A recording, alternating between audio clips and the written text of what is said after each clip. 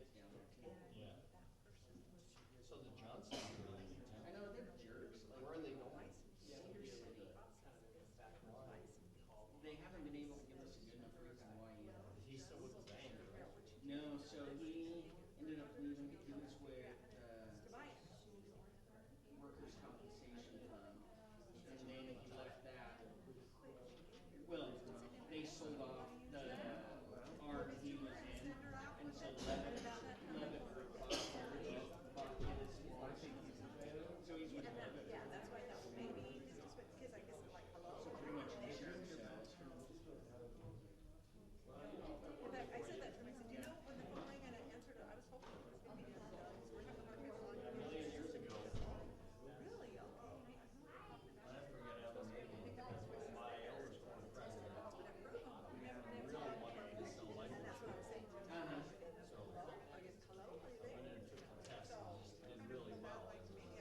Yeah. Saying that Well, you're a smart guy. life insurance salesman. Yeah. You couldn't get through all the jokes to even sell it.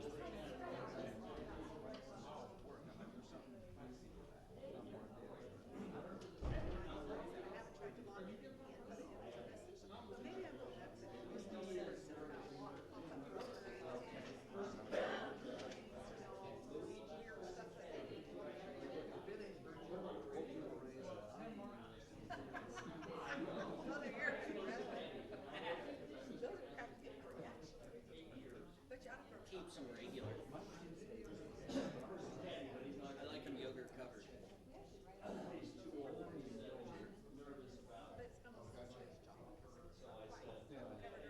That's why I checked with you in advance. Today is my son's birthday. He had this big party. We canceled it yesterday. Oh, turning 12. So he'd like been. Oh, that's good. No, I got He had invited all his friends. And we're just like, dude, sorry. And yeah, well, he was gonna go to Fiesta Fun or. So we're like, we'll have to do an unbirthday. We have to put on quite a show to keep him happy today. I'm Good afternoon, everyone. We'd like to welcome you to the Washington County Board of Commissioners meeting. Appreciate you all being here. We were counting, making sure that we had the proper number to, anyway. I hope everybody's washing their hands. That's my first advice, and my second advice, and I'll continue to remind you, kind of like your parents or mother. But anyway, we'd like to thank you for being here. Our invocation is going to be given by Tim Martin, who is here representing the Interfaith Council, after which James Stanley, our undersheriff, will lead us in the Pledge of Allegiance. Let me just say that the Interfaith Council appreciates the county. We get involved with a lot of stuff, and 22 churches still involved. And Luigi Persichetti said, no, I think I'll back off. His wife is not sure if she's wants to be involved or not, so he said, no, I won't either. And carrying that caution as we cancel a lot of things. I have a lot fewer meetings these days, I will tell you that. So, but if you please join me in prayer. Our Father in heaven, we're so thankful this day that we can gather and deal with the affairs of the Washington County. We're thankful for the commissioners and the staff that work so hard, Eric, all those who are laboring in our behalf.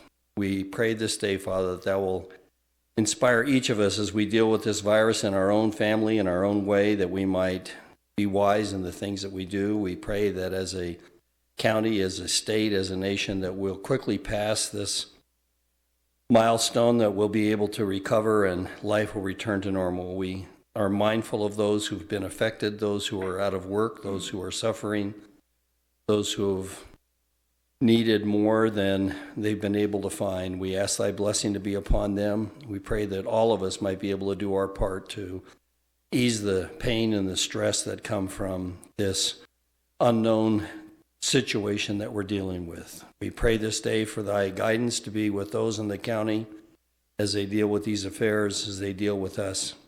They might be inspired by thee to do those things that are correct. And these blessings we ask in the name of thy Son, Jesus Christ. Amen. Amen. Amen. Thank you so All much. rise and please join me in the Pledge of Allegiance. I pledge allegiance to the flag of the United States of America and to the republic for which it stands, one nation under God, indivisible, with liberty and justice for all. Thank you so much, James and Tim. We appreciate you being here. And I failed to recognize that we have County Commissioner Cox joining us. He's in his cabin in Kolob, and he is taking doctor's orders and it's a quarantine. So Commissioner Cox, welcome to commission meeting. We appreciate you being here. Did he hear me? I heard him a few minutes ago, so I know he's there. Anyway, maybe we should ask him. Okay, with that, our first item on the agenda is the consent agenda. The consent agenda is a means of expediting the consideration of routine matters. If a commissioner requests that items be removed from the consent agenda, those items are placed at the beginning of the regular agenda. Other than the request to remove items, a motion to approve the items on the consent agenda is not debatable. Thank you, Chair. I'll read in those items for our consent agenda. Item A, consideration of auditor approved claims for payment March 7th through 17th, 2020. Item B, consideration of regular commission meeting minutes of February 18th, 2020, work meeting minutes of February 18th, 2020, and special commission meeting minutes of March 6th, 2020. Item C, consideration of administrative adjustments for real property. Item D, consideration of administrative adjustments for personal property. And E, consideration of applicants for property tax abatement, for which there were 4. That is my motion.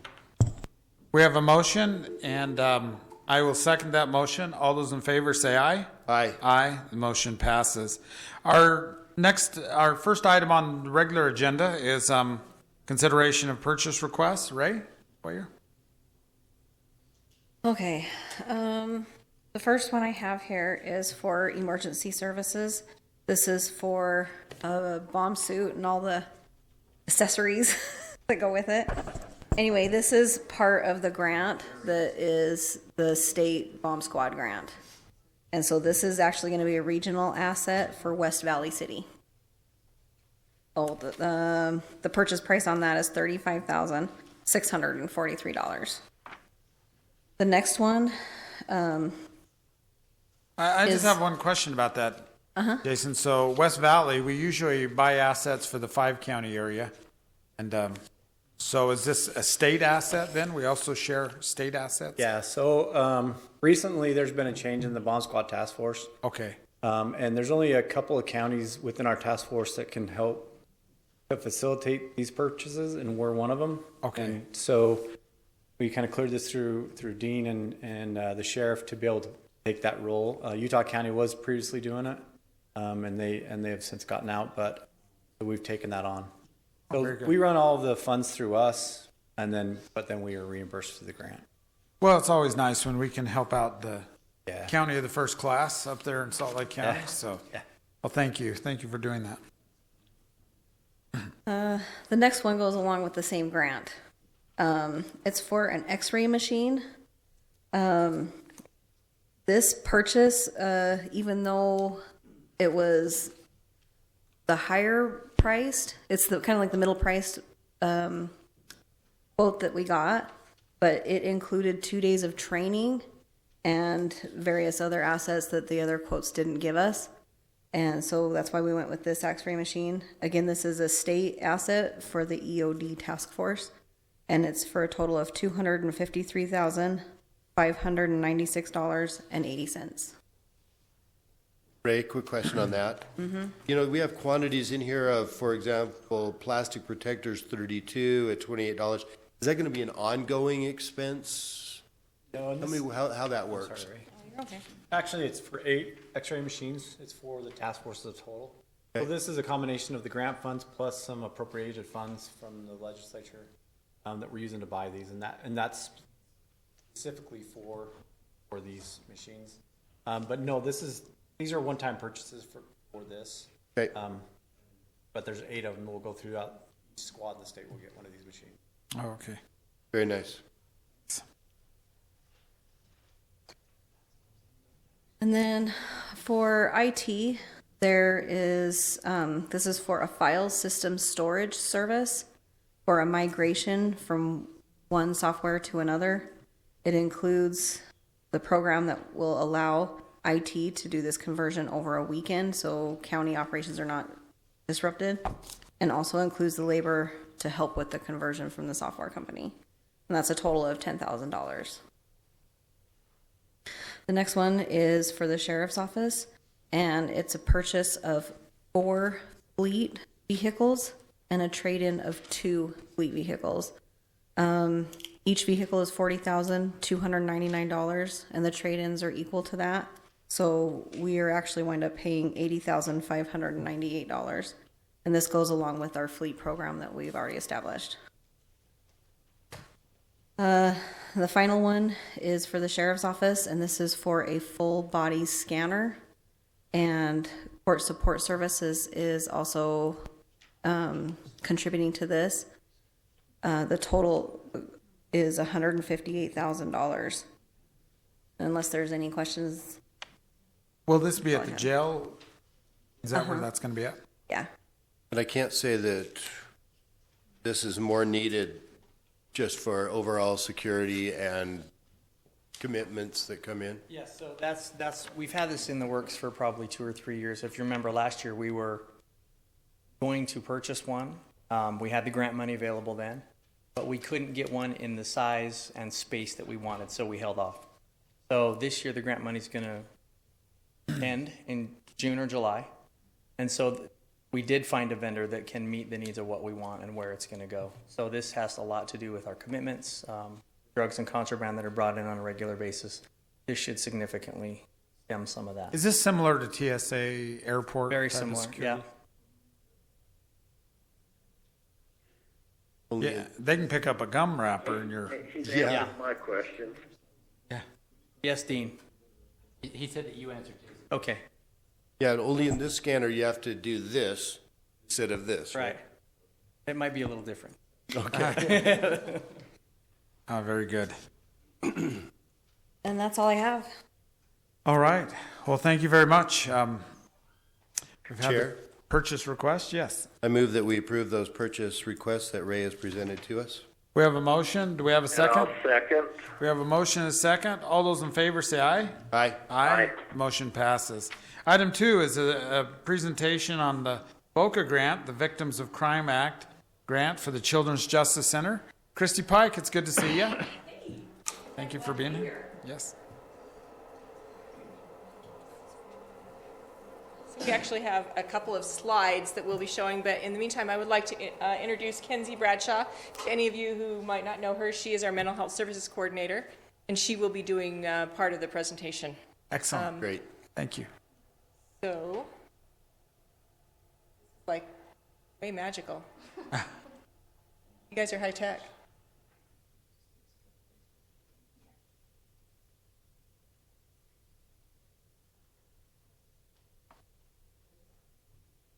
And Commissioner Cox, I emailed this presentation to you, so you should be able to pull it up and look at it if you want to look at any of these numbers we're going to talk about. All right, didn't see the presentation on Christie's thing. I can't see it in the paperwork. So It's in your email it's an email from me, from Christie. all right, I will find it. Okay.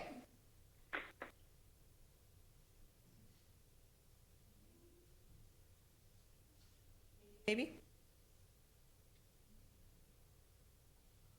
I can talk through it. I have to. Oh, let's do this. Too soon.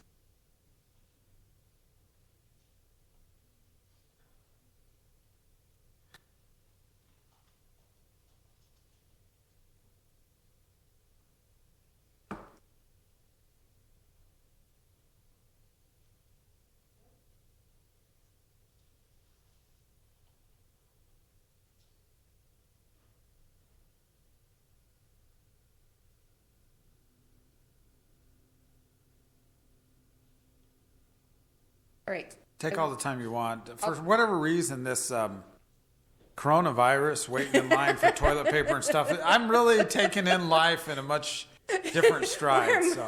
We're a lot less complicated now. I'll talk through most of this, and if it comes up, then great, and if not, I can forward you the numbers later. So, as you know, our mission at the Children's Justice Center is to collaborate with multidisciplinary partners to protect each child, advance justice, promote healing, and educate our community. And some of those multidisciplinary partners, of course, include law enforcement, child protective services, prosecution, and mental health professionals, medical professionals. So we have a number of services that we provide. We started out with just interviews, added a dedicated forensic interviewer, well ahead of the rest of the state, by the way, in 2016. Victim advocacy, a full-time victim advocate in 2016. Medical room with a full-time, well, not full-time, but medical team provided by Primary Children's Safe and Healthy Families came on in 2017. And then last year, we added mental health services, and we were able to do it because of our VOCA grant. Because this is kind of just the beginning of the year, I wanted to give you an overview of what we did at the Children's Justice Center last year. So in 2019, at our Washington County Children's Justice Center, we served 501 primary victims. That is up from 364 in 2018. We performed 299 interviews. That is slightly down from 315 the year before. We completed 142 medical exams. That is up significantly from the 97 we did the year before. In 2019, for the first time, we provided mental health services. We completed in 2019 164 mental health screenings. Kensi will tell you more about those in a minute. We completed 20 suicide safety plans for kids who are at high risk of suicide. We provided 431 mental health therapy hours. Again, for the first time, a brand new program for us. Last year, the most common allegation that we saw children for was child sexual abuse or assault. 89% of the alleged perpetrators were known to the victims. That is in line with the 90% that we would see nationwide. 50% of the alleged perpetrators were related to the victim, and 103 of the victims were younger than 7 years old. So those are some pretty sobering numbers. Speaking specifically of our VOCA grant, VOCA stands for Victims of Crime Act. This is money that comes from the federal government.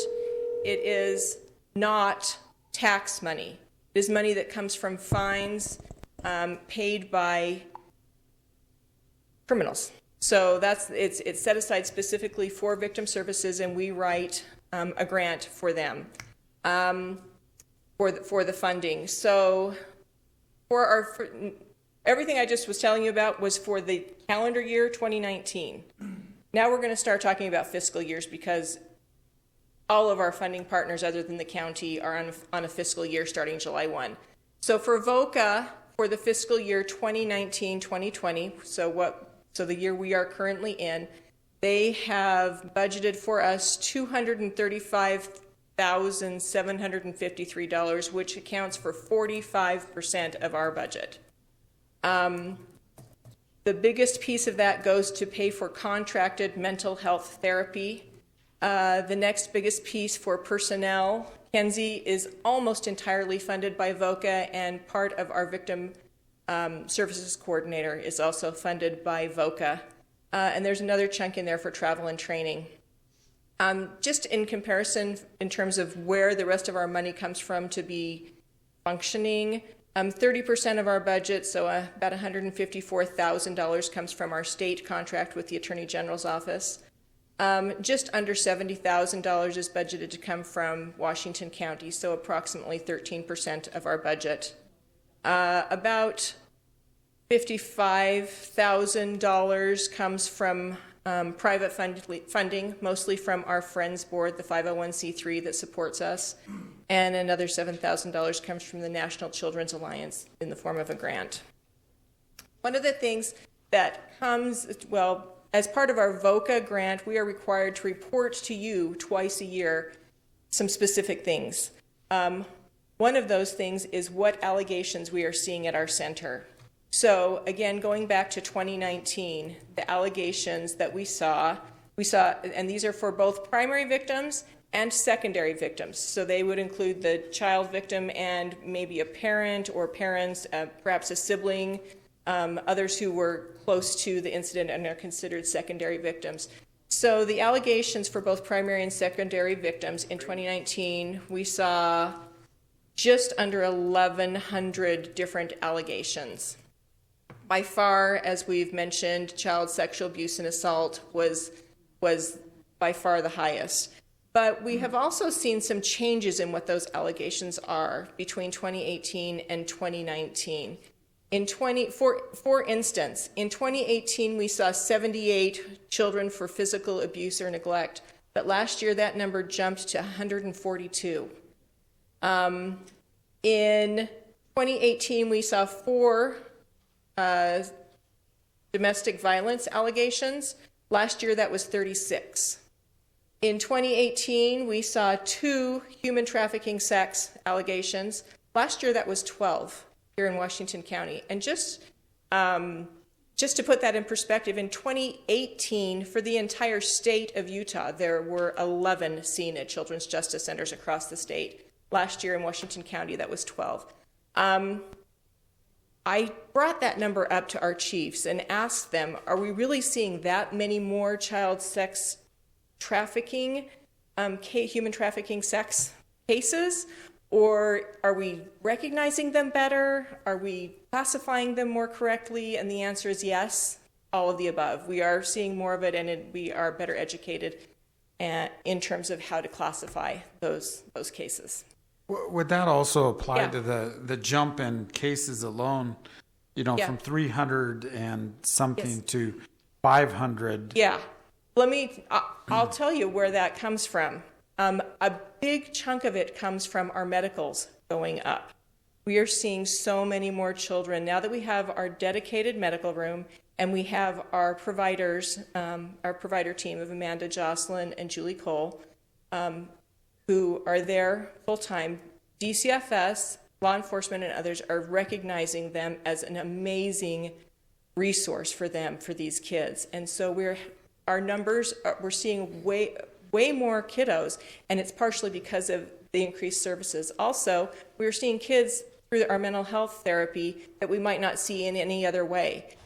I'll have Kensi talk about this a little bit more, but we have reached out to the schools, and so sometimes schools will recognize kids who have been a victim of a crime that we might not have come to us through other sources, but we can still provide them services through the grant. So out of the 500, Yeah.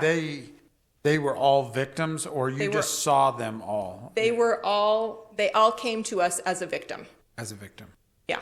Christy, how Yeah.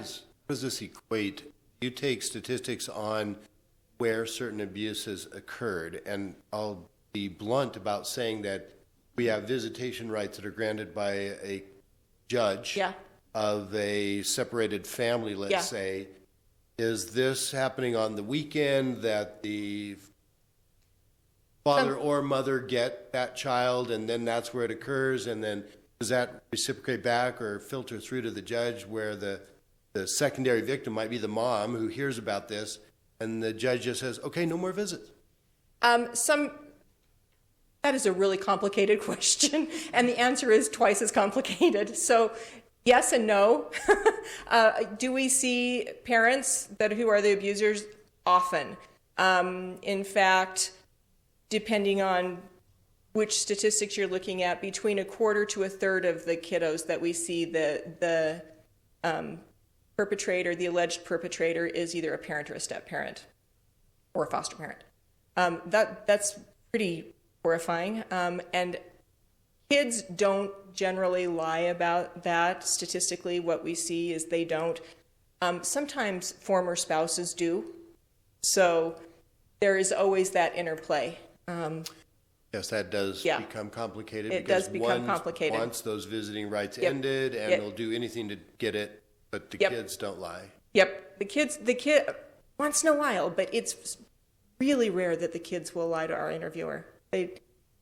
We've found kids to be far more truthful than their parents most of the time, especially with the way that we do the interviews. So, any other questions about any of that? We also identified a lot more teen dating violence last year. I think that 4 cases in 2018, 11 in 2019. I think that's mostly the case of it being more correctly identified and put into the right category. So I'm also required to talk to you about the specific goals that we had for our VOCA grant. Keep in mind, as I tell you about these goals, we have to set our goal for how much we want funded. So we don't really want to go over our goals too often because then we don't have the funding. So we kind of reach high on those goals so we make sure that we have the funding. But we want to come close because we want to be a good partner with our funder. So one of our goals was to refer primary victims for medical exams. Our goal for the last 2 quarters of last year, which would be the first 2 quarters of our fiscal year. All of these goals were from July 1 to December 31st of last year. Our goal was 150 and we achieved 145. That is right on the money. We had a goal to assist with the completion of crime victims reparation application. That is an application that families can file if they need money to help with reparations that have come because they've been a victim of a crime. The goal was to help with 25. We achieved 24. The next goal was to assist with child protective orders. This is an area where Celinda Larson, who couldn't be with us today, I really wanted her here, but she's back at the ranch helping with the child who's being interviewed. She's doing her job. She files child protective orders for a number of different groups here. She spent 10 years with the court and is well versed in how to do that, and is probably the protective order for children expert. I don't know anybody who knows more than she does, honestly.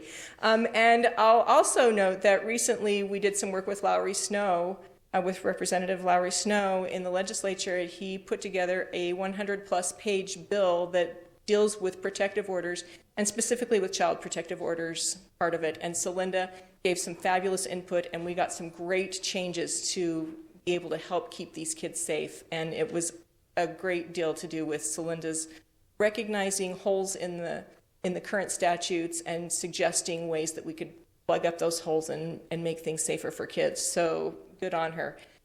We had a goal of helping with 7 of those during those 6 months. Celinda actually did 11. That's not going to be a funding problem because it's just Celinda.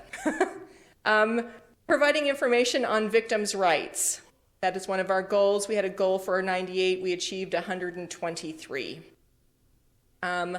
Providing information on what to expect during the investigation. This is something Celinda does with families. The goal was 102. She actually worked with 160 different families. And I'm going to turn some time over now to Ken. She's going to talk through the mental health piece specifically. Okay, so one of our goals was to administer traumatic stress screening tools to victims. This stress screening tool, it screens for signs of basically PTSD, and it also screens for suicidal ideation. So when kids indicate any of these symptoms, and if they indicate suicidal ideation, right there in the center, I'm able to do a safety plan with them as well. Our goal for these stress screeners was a score of 100, and we achieved 91 of them. And we continue to increase that number as we have more clients come in. We had a goal to contract with school-based therapists. For this past year, we had a goal to have 2 school-based therapists, and we have contracted with both of them, so we have achieved 2 of them. They started in October is when they started the in-school school-based therapy.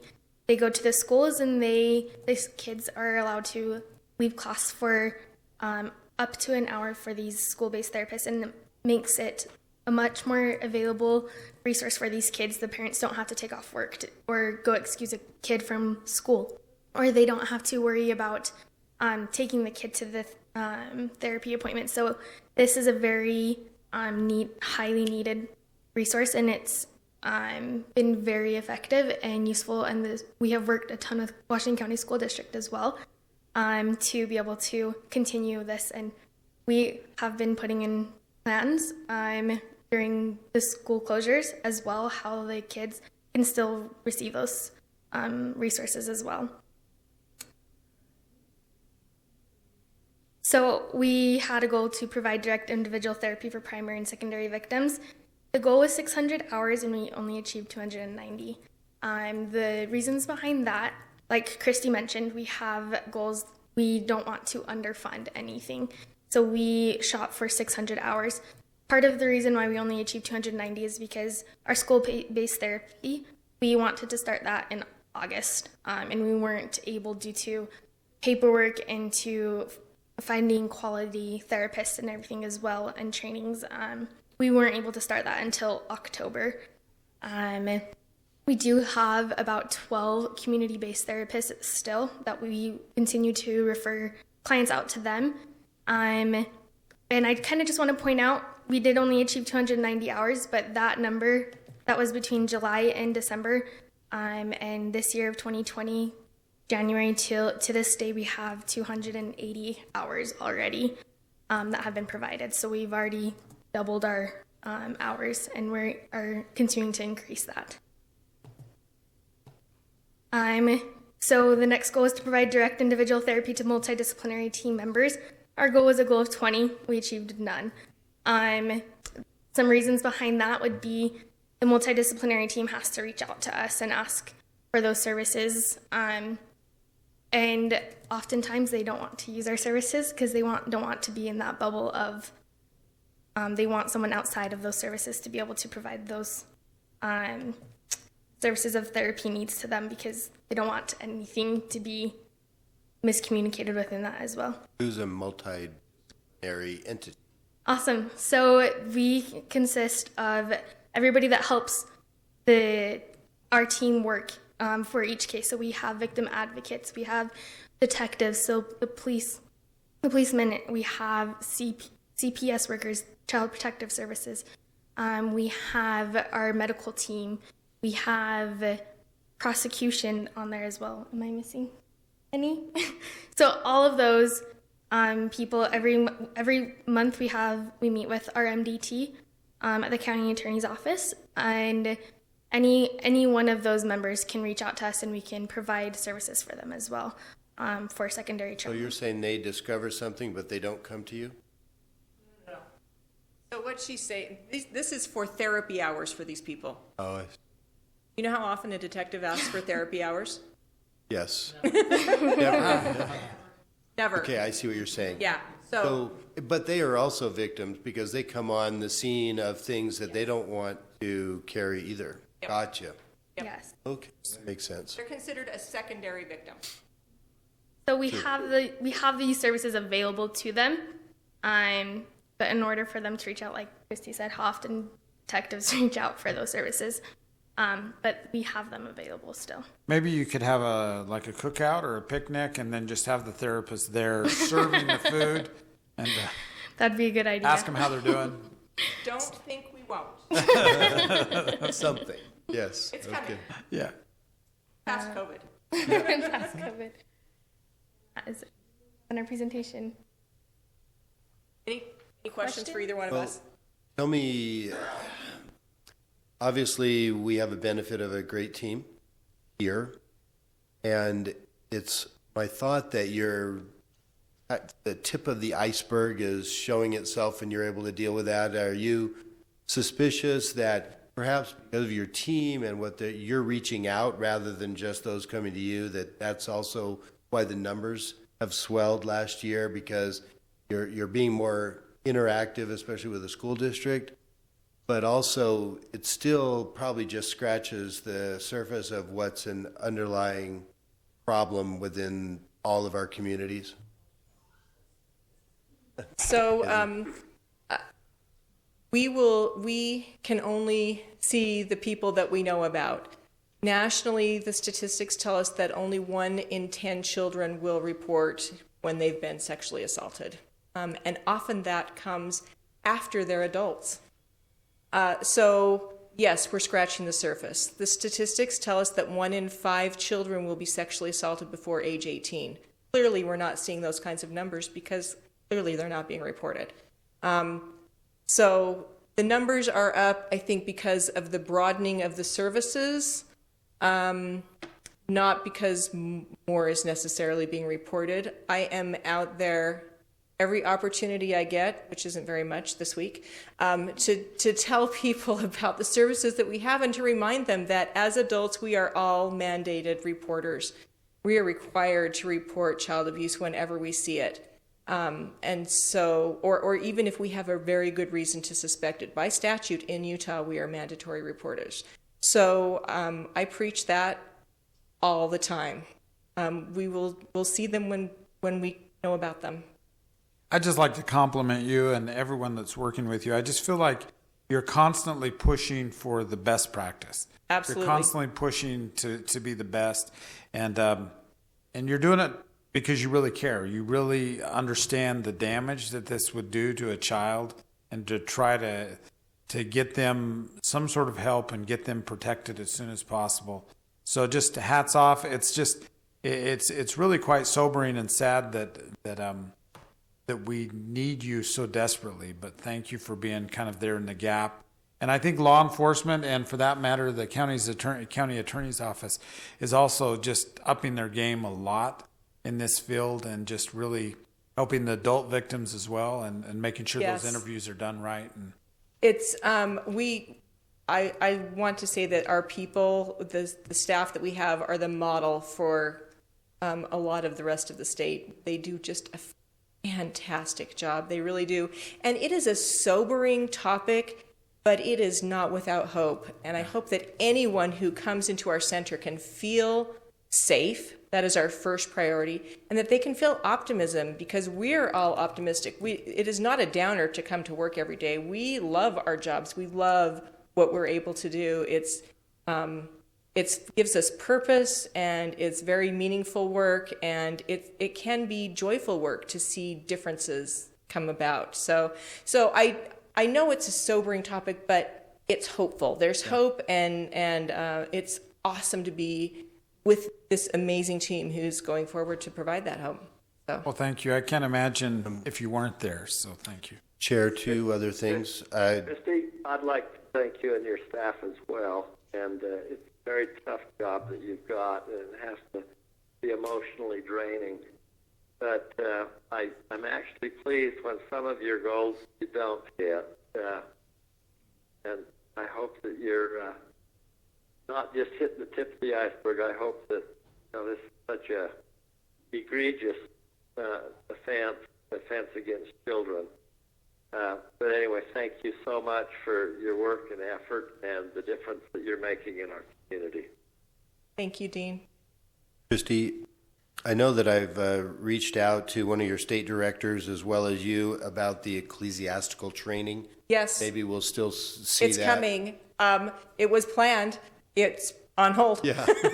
Well, I know we were going to discuss it in Yes. May as well Yeah. with the At the state. symposium. And if that still happens, which I hope it does, we'll see through this craziness if we Yeah. can gather, because that's probably the most informative for not only a new person like me to this field and others who are therapists and work for this. But the ecclesiastical side is in such a tight bind, because someone comes and says something, there are certain privacy requirements there, but at the same time, you're aware of a crime that's been created, or perpetrated. So they have to be trained on what their next best step is. Yes. And hopefully that will come to pass. The other thing, and I'll just put it out there for anyone who might pick up on this, that's crazy about philanthropy, Yeah. and that is that because of the numbers you've seen, the Children's Justice Center is inadequate. They need more room. They have the land to a certain extent. They just don't have the funds to make it happen. So We're hoping that some may step forward or that through your friends group. We are, yes, one thing that we didn't talk about with our VOCA money is this. Currently, VOCA, if they continue to spend the way they are spending and bring in the money they are bringing in, will be defunct in 2022. Oh, wow. I just showed you that they're 45% of our operating budget. A big part of that goes to pay for outside therapy services. I am looking at a way to create some space at our center so that we could hire somebody full-time to come and provide some of those therapy hours at the center. It would be much more cost efficient. I just don't have the space. So as Gil said, we are looking at a way to expand. I've got some talks underway with a couple of different groups. We'll figure it out. We're not there yet, but we'll figure it out. But I am determined that we are not going to lose these mental health services because they are so key to helping these kids long term and helping them be healthy long term. So we'll figure it out. We're, like I say, we're in the beginning stages, but yes, we are going to need some help from our community. And I just, as I got here, had an email from the Utah Not-for-Profits Association that there are lots of not-for-profits that are looking at shuttering already. We're not there. We're in good shape for right now. It might make it harder for us to fundraise down the road, but we are solid financially, and our Friends Board is solid financially. So we will have need for our community to rally. I know they will. They always do. This is the best place in the world to live. There are lots of people who find this particular cause near and dear to their hearts. And I know we'll find the funding, and we will be able to continue to provide the services that we need to for these kids. So, thank you. We Thank support you. you. Appreciate you so much. Yes, thank you. Thanks. Our next item is the sheriff's office. James, are you? No, did I see the sheriff? Okay, you're it. Sorry, under our new Stanley? pandemic protocol, we send the least important person to any meetings where there's a bunch of people around, so I'm expendable. Oh, where are we at? Yeah, we missed Oh, sorry. I'll step back. There's so, Kim, is it Yes. okay if he takes the mic? Okay, yeah. You're already there. I don't All want right, all right. Your I'll be brief. thoughts were all ready to I'll go. be brief. so. So since our last report, we had 9 search and rescue events. Ideal would be half of that, so 4 or 5. So 9 is manageable. Somewhere along the lines of 12 gets to be too much. So we're doing okay at the moment. To highlight just some of the searches that we had, on February 20th, we had a suicidal subject in Confluence Park who was located. And that was 14 hours. On February 22nd, we had an injured hiker in Sand Mountain, and we dedicated 26 man-hours to that. On February 23rd, despite the fact that it was horrible weather, and I don't know why anyone on this earth would go camping in the middle of a rainstorm, and the forecast was for more rain. Anyway, 2 people got stranded out there on Canaan Mountain, which is out there by Hilldale. And we located them and were able to life flight them off that day. That was 22 hours on that one. On February 27th, we did a body recovery at Sand Hollow for a visitor from northern Utah who no one had seen for a few days. And based on his last Facebook post, indicated that he was going to go cliff jumping. So the search and rescue team went to the most natural place in southern Utah where you do that, and that was Sand Hollow, and they were able to locate the body early thereafter. So good research on their part. On February 29th, we had a hiker with chest pain, and we donated 12 hours to that. On March 1st, we had a mountain bike accident out there on Clavicle Hill, which is aptly named, and we had Clavicle Hill. 30 hours dedicated to that. We had an injured motorcyclist on the Verkin Twist on March 7th. That was 24 hours. A couple of lost hikers on Snow Canyon Park. That one was 46 hours. Took a while to get them all back to the trail. And then our most recent one on the 14th, we had a missing ATV rider in Mataqua. They just happened to find an ATV that was turned over in the middle of the river with some clothes nearby, and they wondered, did this person go down the river? Where are they? And we ended up finding the gentleman who belonged to the ATV, and he was actually back in Las Vegas and had just abandoned it because he couldn't get it back to where it needed it to be anyway. So that was quite interesting. I had a good discussion with Daryl today about, do you think this the pandemic protocol is going to change life for us on search and rescue? And then shortly thereafter, we got another call out. So I don't think things are going to change much for us. So, Yeah. but I'm just very grateful for all the volunteers who are willing to dedicate their time to go find these people. We really appreciate their hard work. Well, Thank you. Thank you for organizing it. We appreciate it. Thank you so much. I'm just trying to get why you would just abandon a four-wheeler and just like, oh, whatever. Apparently it was told. It was pretty much toast at that. Oh, okay. Well, that's littering then. He Yeah, should go then pick it's up his littering. trash. Kim Hafen, we're going to talk about canvassing the primary election. So.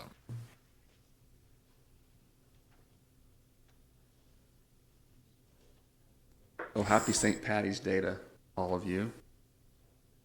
Before I kind of give the numbers for the canvas here, you've got a report there, but sometimes I get up here and talk about the elections and I forget who really makes that run. And we have Melanie's here and she has Kathy in our department, but it's not, they spend a lot of hard, long hours, but our department in general, when the election rolls around, it's kind of like all hands on deck. And we kind of drop whatever else we have to do and go do elections. And we also get a lot of help from other departments when they have a little bit of, if they have a few hours to give, they come. And we have great poll workers that man the early voting and the poll locations on vote centers on election day. So I know I sometimes forget to thank all those folks who actually make this work. And anyway, thanks to them before we kind of go here. You have the reports in front of you. Today is the canvass. It's been 2 weeks since Election Day. And just so you know, about 3 months from today, we'll mail out ballots for the June primary. So it seems like with 3 elections in a year, they just kind of keep rolling here. You say 3 months from today? Yeah, pretty close, Oh, yeah. wow. So as you look at this report, there's some things that you may see that will stand out to you. You may wonder why the Democratic turnout was 102.93%. You may think that we're kind of screwed up with our numbers there. Well, some of us argue that they usually get over 100% turnout. There are places that they vote early and vote often. We hope that's not the case here. But the Democratic primary was open up to unaffiliated voters. And so a number of unaffiliated voters voted on the Democratic ballot. So all we have to calculate the number on for turnout is just the registered Democrats. So you can see why that's maybe a bit higher.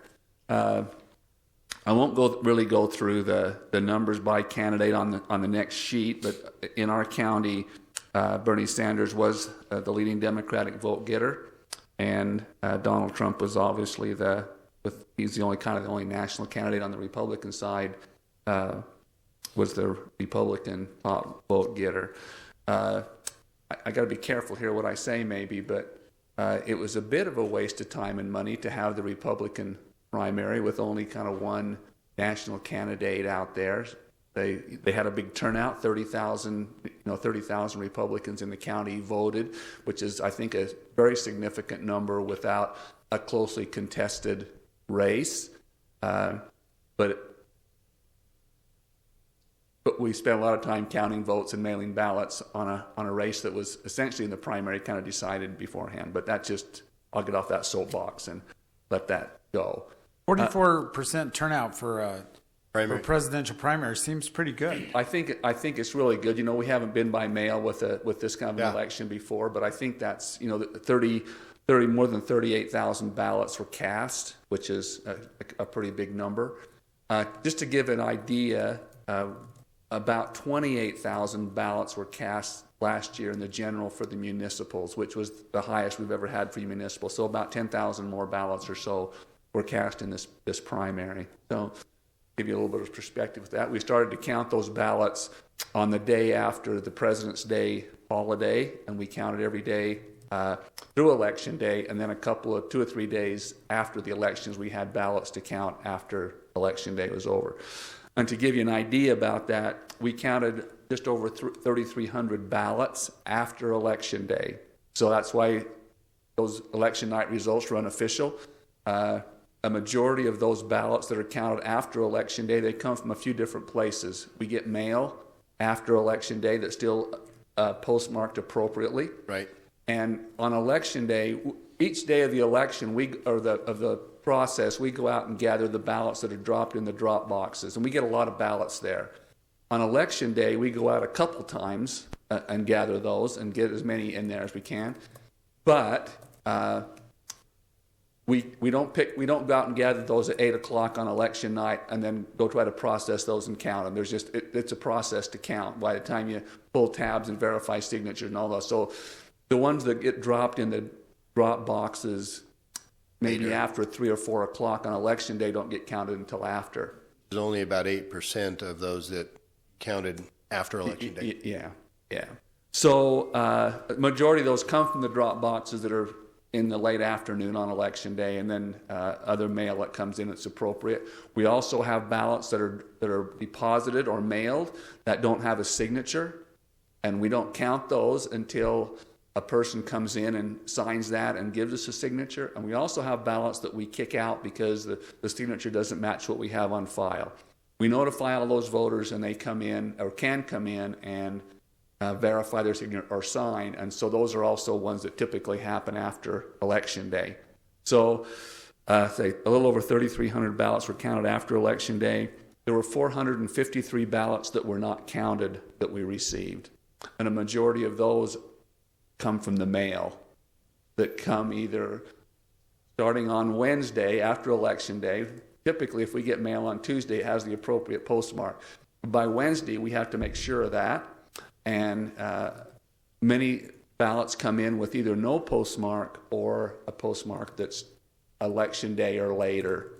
We continue to get ballots for a week after election day. So, and then there's people that don't come in and actually sign their ballots that we sent letters out to and said, hey, you didn't sign it. So if they don't come in and sign, then those aren't counted as well. So, you have the results there. I think we'd be looking for a motion on that. But if you have any questions before that I've probably gone on, as you get older, I seem to talk a bit longer. So sorry about that. Let's make one comment. Prior to all of this happening, you were also verifying signatures. And even though, tell me the history of that, because at one point you were given the option and you chose, no, we're going to continue on with Melanie's group. Tell me about that. I mean, you continued that counting and verifying, rather. For the tax referendum. Long before they withdrew the motion or the requirement. So the election process kind of goes on and on. But with the referendum to overturn the new tax reform, we were going through not the complete election process, but the signature verification process for a long period of time. But midstream in your efforts, it was withdrawn, but you chose in your office to go ahead and make the effort. Yeah, and I think that was probably a statewide kind of to make that happen, and so they knew what kind of numbers they were looking at. But that was a process as well. And this Deval Patrick on the Democratic ticket, he got one vote. Does he live in the county? He doesn't need to live in the county, but he got one vote. Maybe he's got a grandparent or there we go. a cousin or a friend that lives here. Well, I just want to, go ahead. Kim, thank you, and Melanie, you guys do such a great job. It used to be that you'd kind of have seasons, right? So you'd have an election year, and then there'd be an off year. And now it's like election years all the time when you're not doing a primary. Now everybody has really gotten into this initiative thing where they think they're collecting, 30,000 signatures? Or how many do you have to have? But anyway, it's a lot, and you have to go get everybody to sign up for it. So you guys have a lot of work that you do, and thank you. It's this process. We know that the equipment was cheaper, but it is more labor intensive to do this. But I'll just say that Susan Lewis, who is sitting back here, we've kind of kicked Melanie out of the count house. She has a lot of things that she has to do during the election, and we think that. Not that stuff's more mundane over there, but we think she has a higher calling with elections, and so we've kind of kicked her out of where we count ballots, but Susan's kind of taken that over, and she's done some great things. As we kind of started this by mail in the general election of 2018, because some dumb some dumbass, he decided to change horses in the middle of the stream, and so then we got into the general, then we had last year's municipals. And it's a good thing kind of we got kind of into that process because Susan has refined the process of what we do and how long it takes and where we do different things, and it's made it much, much more efficient. Oh, that's great. Melanie, how long have you been doing elections in Washington County? 18 years. And so the voter rolls have expanded. Huge. 2,000 registered voters when I started. Now And it's 87. and we've now given you one other person to help you. I like We'll the actually give her efficiency. we've given her a part-time person. Give She her a already had part-time We've person. made it full-time as well. I really like the efficiency that this county gets out of its employees. So, Yes, thank you. Well, The kind of efficiency increases we like seeing too. Melody's outstanding. yeah. Well, thank Anyway, you they've so got much. a lot of people that Appreciate do a real good job on this, so. Super. Well, I will accept a motion to accept the canvas. So moved. second. We have a motion and a second. All those in favor say aye. Aye. Aye, the motion passes. Thank you very much. Scott Messel, item 5 is commission review and consideration of planning commission's recommendation to allow a variation of standards on the plat map.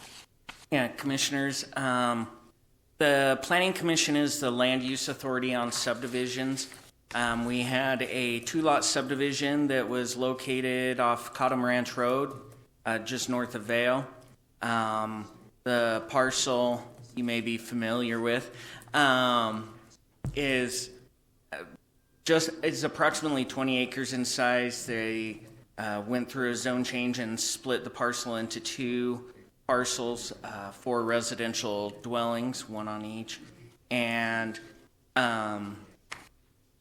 they have gone through all the preliminary plat, construction drawings, and final plat approval, but they are requesting a variation from the road standard for improvements. We've had, and some of you may remember Bringhurst Farms that was located up kind of near Kolob, where it was some large parcels. It was just going to be family parcels, and they requested variation from standards on the road improvements. The road right now is county road. And the letter is attached to in this report. The applicants are requesting to not have to do the blacktop improvements on their section of the road, being that it is gravel road base on cinders on both sides of them, and so they're requesting just to do a different road cross section. Very good. Well, I support, go ahead, Commissioner. Scott, would the road stay essentially the same after they realign it a little bit and put the gravel on it so there'd be no material change? For the most part, that's my understanding of the request. Thank you. No, the word subdivision is, to me, this is a lot split, but the state of Utah has Yes. identified any lot split as a subdivision. Yes, that's correct. So I think it's appropriate, especially given the size and the neighborhood. Right. It would seem ridiculous to go from 1,000 yards of dirt to Or 100 gutter and yards of sidewalk. asphalt, then back to 1,000 yards of dirt. Pretty soon, the asphalt's going to turn into dirt. Yep.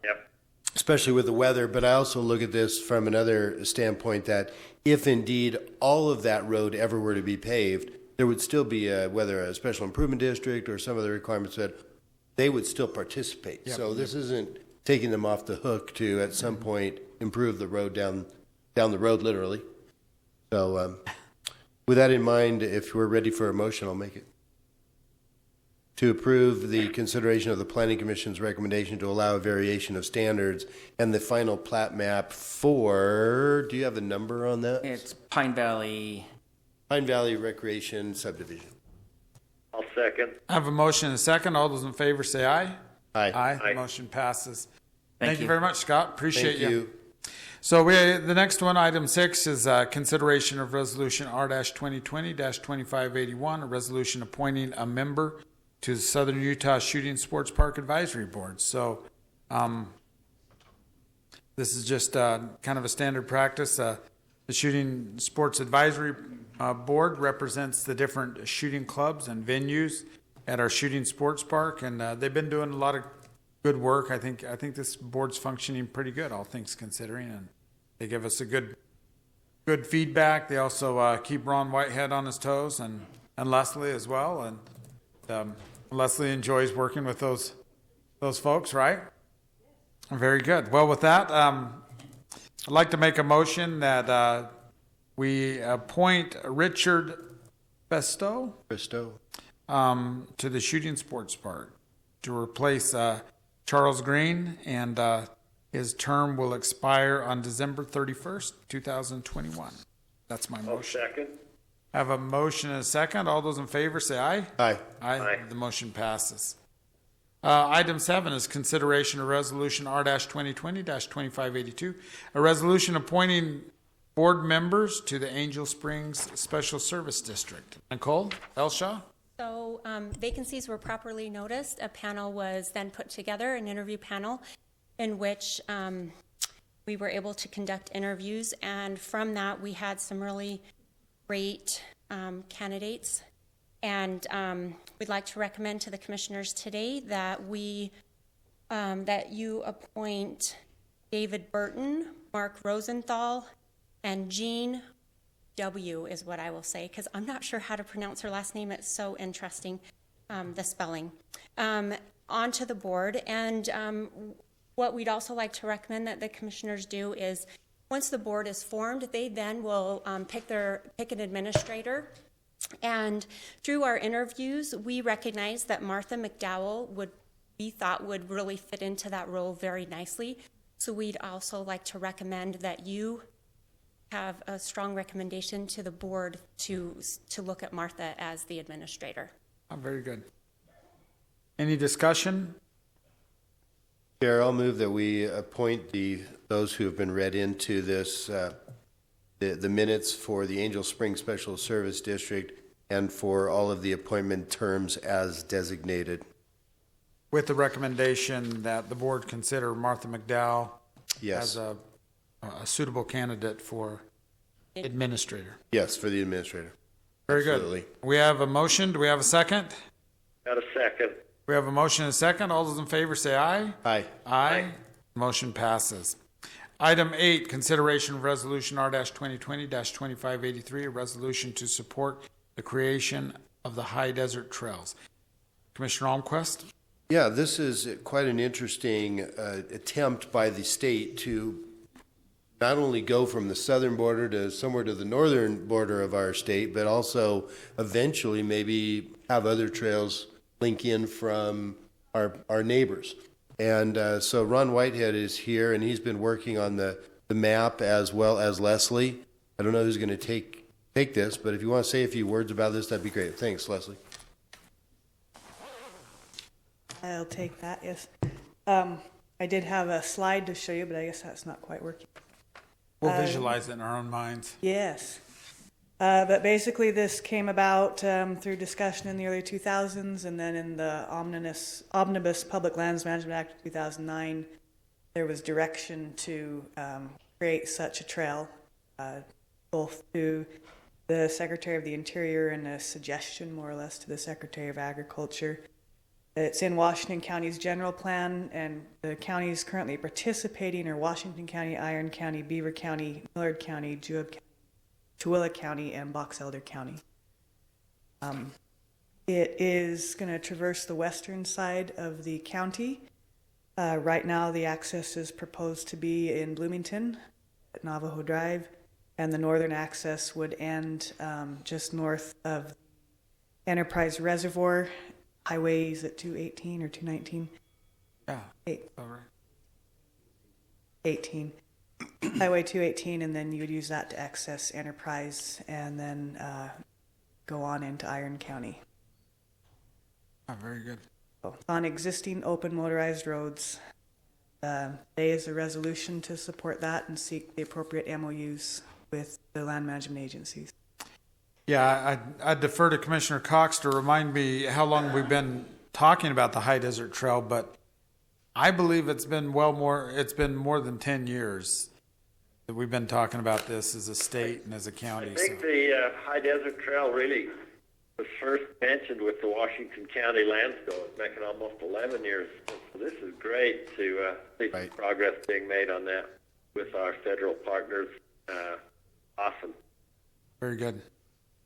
Well, it goes along with Greater Zion concept, where those who seem to want to crowd certain portions of our county with other ATVs and access, that this opens it up to statewide ability to come and recreate.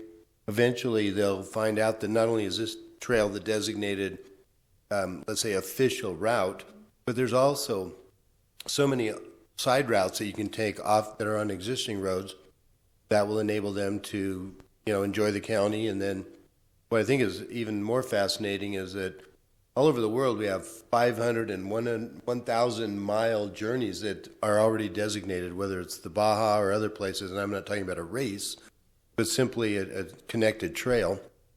That this is no different from the Pacific Crest Trail or the Appalachian Trail that are for hikers, but only in this particular case for the love of off-roading, which under the right circumstances is just as enjoyable.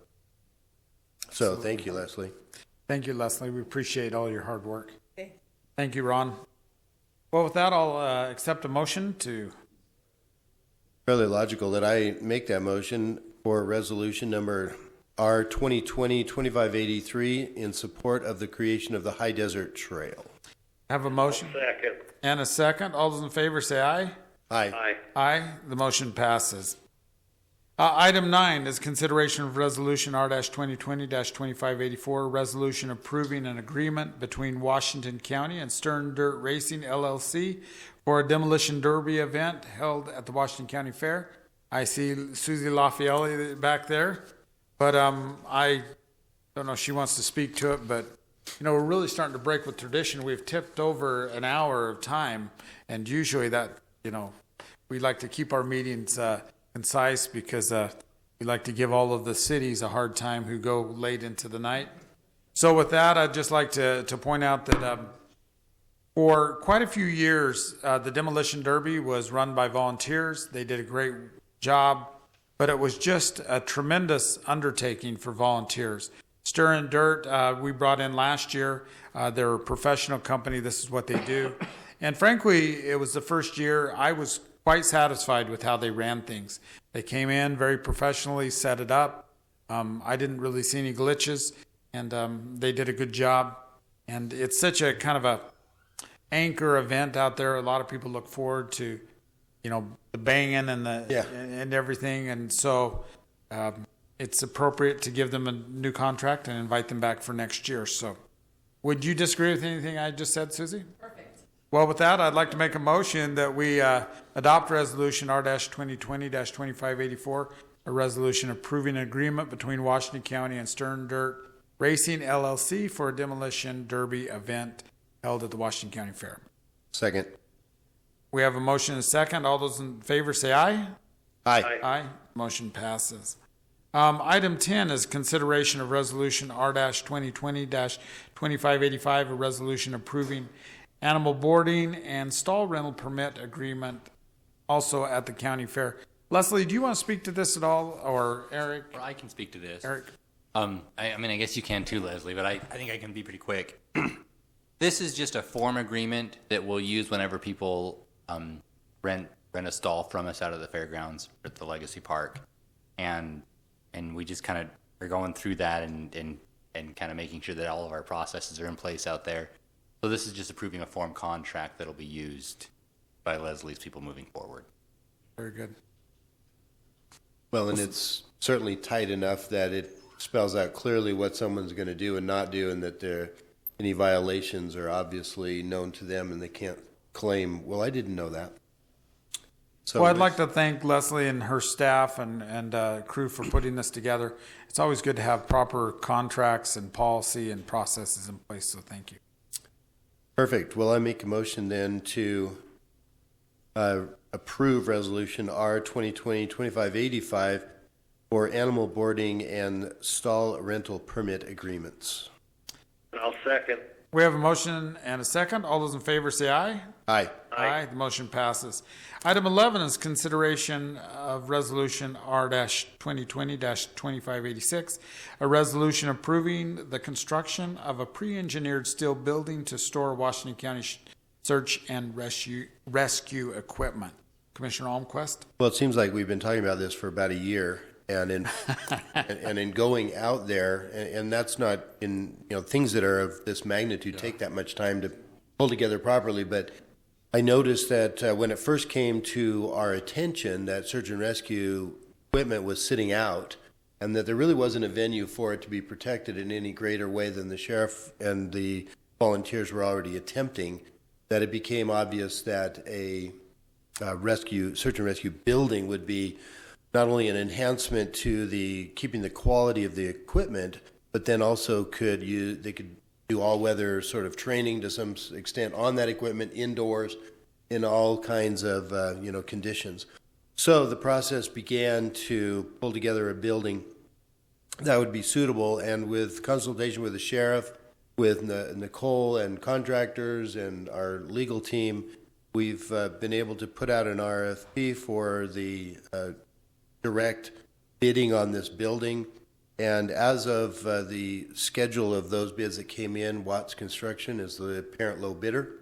And we would like to recommend that they be the ones to construct the building, obviously to receive the contract, but pending but a direct review by our legal team as to all of its dotted I's and crossed T's.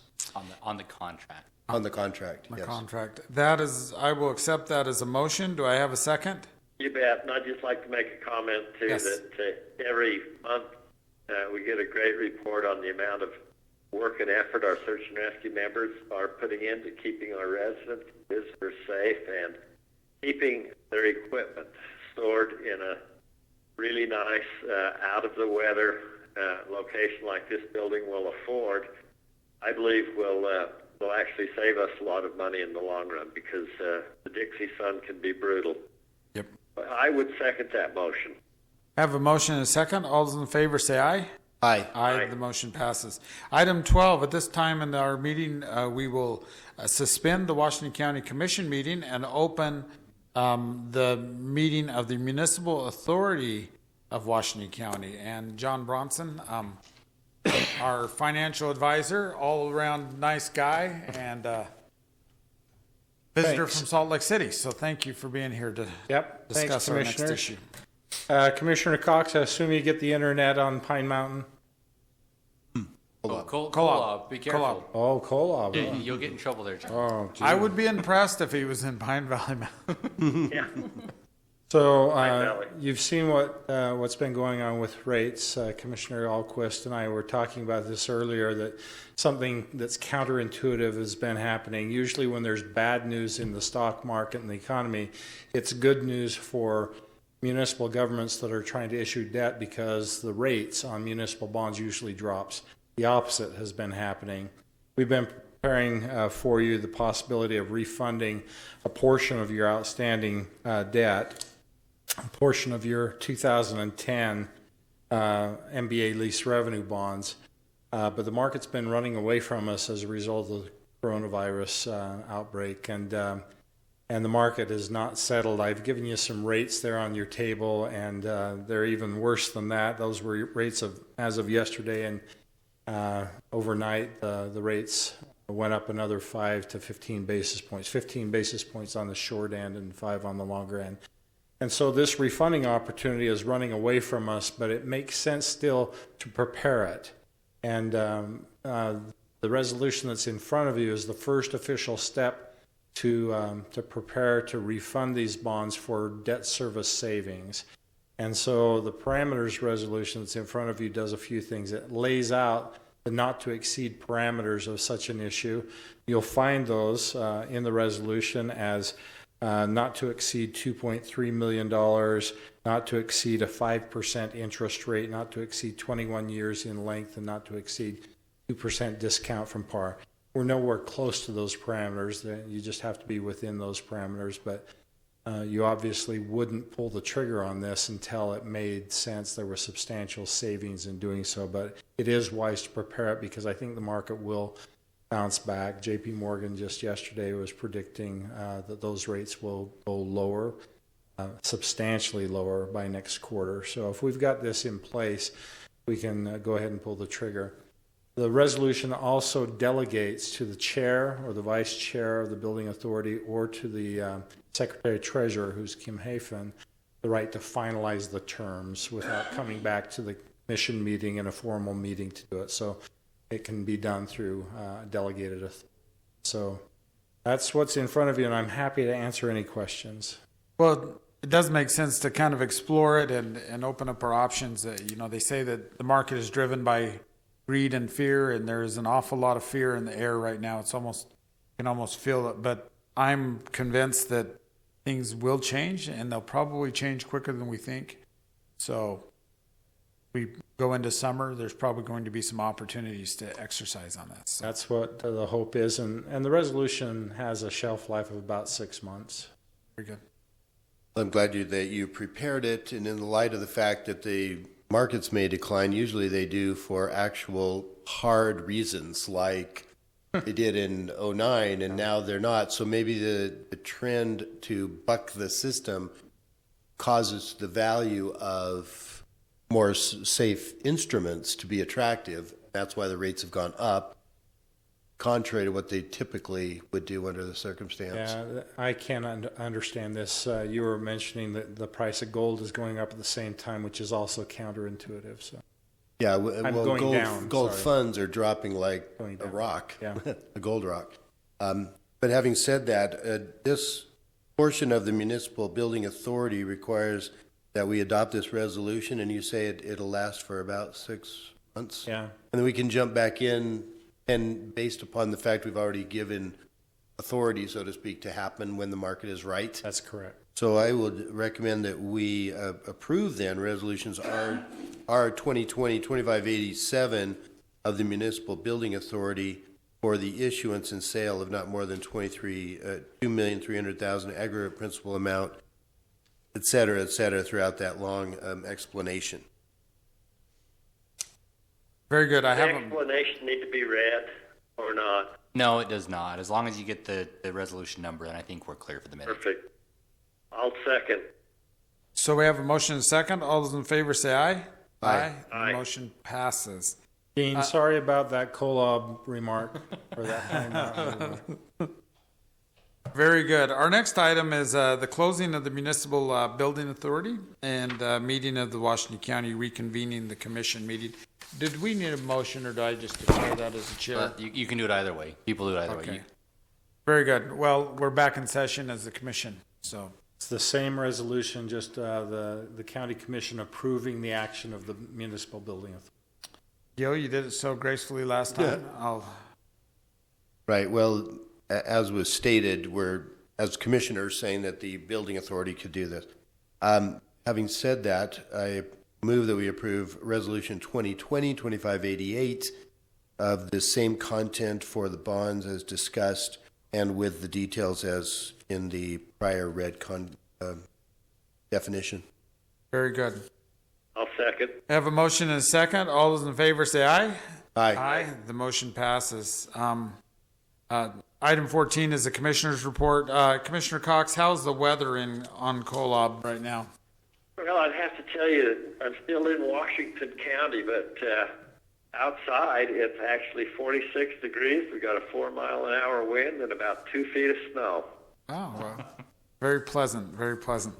Well, very good. I think the report would be from the commission that we continue to monitor and work with our other partners as far as the outbreak that we're dealing with, trying to comply with all federal and state recommendations, and we continue to encourage our citizens to take all the precautions possible as we kind of deal with this.